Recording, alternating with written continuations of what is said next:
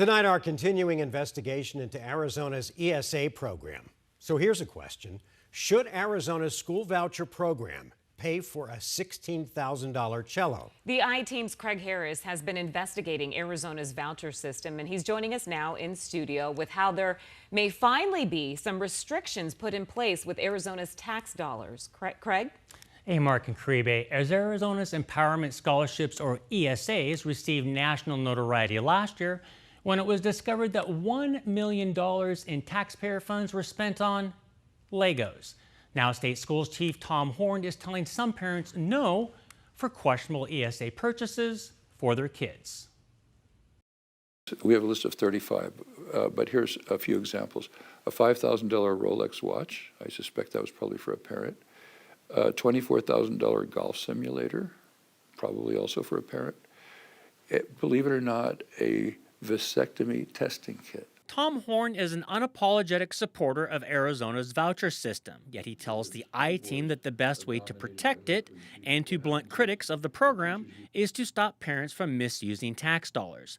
That means rejecting some ESA reimbursement requests, like these charges for $64,000 in nail art and crystals. Succeeded to some extent until we caught it and put a stop to it. Parents, however, have dug in, trying to get the money through a judge. That's when they face Maria Sims, a former Republican lawmaker and attorney for the Department of Education. She said she's won all 8 appeals so far. By publicizing it, we're alerting parents that this is not going to fly, that you're not going to be able to get your golf simulator or your cello or whatever extravagant item you want. 12 News examined some of those cases through a public records request. One shows that in February 2024, a family requested a roughly $16,000 ESA reimbursement for a full-size cello. We found that family in an upscale Gilbert neighborhood. Well, we were just trying to see why you try to get a $16,000 cello reimbursed. If you're looking at the luxury one, this costs like $500K, right? $300K. Ours is $16K.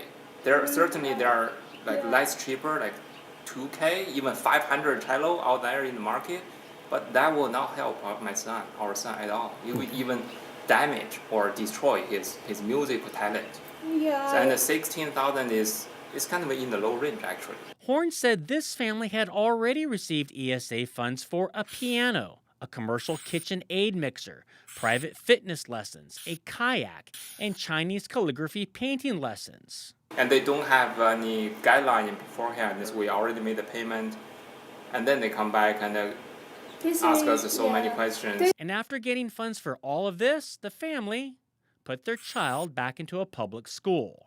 We will support our kids' education. After all those purchases were allowed, the cello finally was rejected because Horne's office placed a new $4,000 limit for musical instruments. We look at fraudulent cases, and we don't just roll over and pay them, that we push back. The Department of Education provided this video showing their 12-member staff. This team is responsible for reviewing about 2 million requests for reimbursement every year, accounting for hundreds of millions of dollars. So we're badly understaffed. They're working very hard. I'm very proud of our administrator. They're operating efficiently, but it's a big burden. Still, records show this team rejected $35 million in claims this school year. Governor Katie Hobbs, a Democrat and outspoken critic of vouchers, said the Republican schools chief is doing the best he can.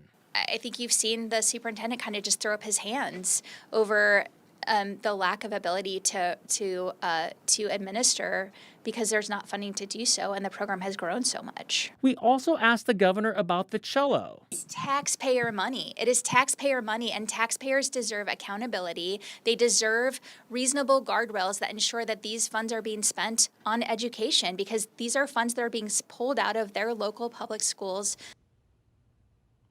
While Horne supports ESAs, conservatives in the legislature doesn't think he goes far enough to support them. One state senator has called a press conference tomorrow to announce a primary challenge to Horne. We'll be there to cover it. I'm Craig Harris, 12 News. Craig, can I ask you, this program was really wrought with huge loopholes from the very beginning. No guardrails to what you could spend. So they're rejecting extravagant purchases now, but what about all the people that game the system to be able to buy those Legos, to be able to buy that piano, to be able to take that trip to Disneyland? Is there any recourse? They get to keep it. They get to keep all of it. There's no recourse to take it back. Governor Katie Hobbs told me that she's tried for 3 years in a row to put some kind of guardrail, some kind of restrictions, but the Republican-controlled legislature, which also wants to put ESAs in the state constitution, has soundly rejected any meaningful reform to the program.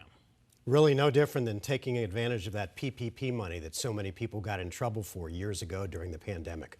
Craig, thanks. As we continue this series, we want to hear from you. Are you a family using an ESA? Have you considered it? Are you an educator? Text 602-444-1212 and take our survey, or go to 12news.com and then click on this story. There'll be a link so that you can contact us.